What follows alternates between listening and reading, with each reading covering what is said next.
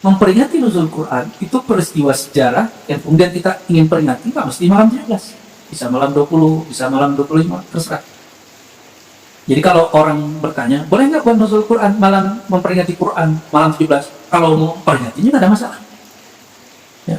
Yang masalah itu meyakini Quran itu turun malam 17, itu baru kita protes. Ya.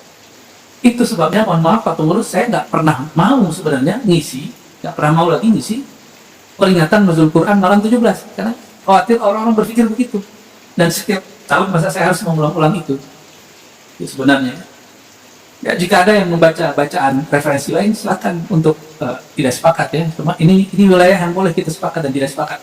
Tapi sejauh yang kami teliti, tapi penelitian itu bisa benar, bisa salah. Namun insya Allah ini mendekati kebenaran.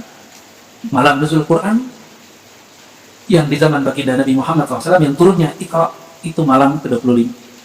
Ya, malam ke-25. Berarti di tahun itu Lailatul Qadar malam ke-25. Di tahun yang lain malam 27, di tahun yang lain malam ke-29, bahkan malam 21, 23 dan lain sebagainya. Kita kembali ke sini. Jadi yang pasti lagi bahwa Al-Quran turun dari Lauh Mahfuz, bahkan dari sisi Allah ke Lauh Mahfuz ke dunia, sama dunia, itu turunnya satu, jumlah wahidah. Tapi diturunkan secara parsial, satu surat atau beberapa surat secara bertahap, lebih kurang selama 20 tahun lebih. Ya. Jadi ada perbedaan antara turun yang disebut turun dari minas sama, minal lauh mahfuz ila sama dunia. Jadi dari lauh mahfuz turun ke langit dunia, itu turunnya sekali aja. Dari langit dunia turun ke bumi itu lamanya 20 tahun lebih. Itu perbedaan dengan kitab-kitab suci sebelumnya, turunnya langsung. Kalau Al-Quran diturunkan sedikit-sedikit. Bahkan surat Al-Alaq, ya, Iqra bismi rabbikal ladzi khalaq, itu turun pertamanya hanya 5. Baru turun lagi di bulan kapan?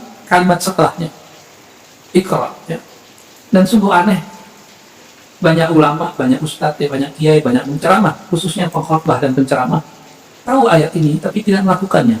Menceramahkan, mari membaca, tapi dia jarang membaca. Dia lebih banyak berbicara dari membaca. Nah, makanya kami Bapak Ibu, mungkin kalau saya tidak ngambil ceramah itu seperti sahabat-sahabat saya yang mereka semangat sekali, itu kita kagum juga. Tapi saya bertanya-tanya. Jadi kawan saya itu seminggu berapa hari Bapak Ibu? 7. Dia ngisi seminggu 30 titik ceramah.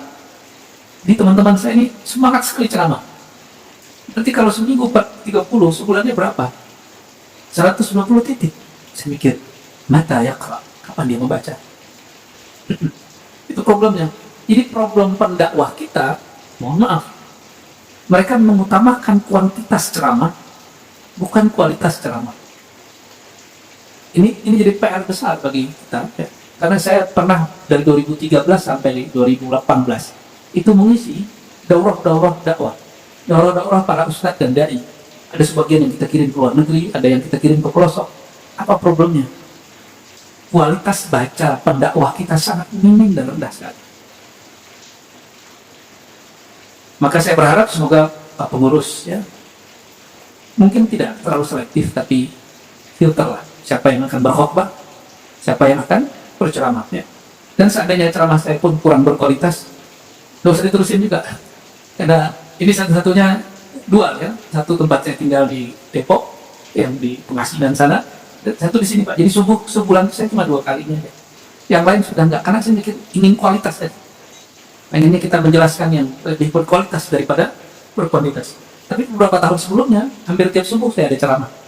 Jadi kalau sebulan itu ada 30 hari, ya tiap pagi saya ceramah dulu. Nah, namun sebelum pandemi, ini nikmat dari Allah, hampir nih, lebih dari 10 tahun, ya. Saya nggak bisa sebutkan sampai 15 atau 17 tahun, tapi saya sebut lebih dari 10 tahun. 5 kali dalam sepekan saya ngajar dalam bahasa Arab, mengajarkan kitab-kitab hadis dan kitab akidah. Jadi kita pakai khatam kitab ganti lagi, sehingga saya menikmati hari ini hanya cukup mengingat sebentar hadis-hadis yang dulu kami baca dan hafalkan. Jadi nggak perlu persiapan. Nah itu nikmatnya, alhamdulillah.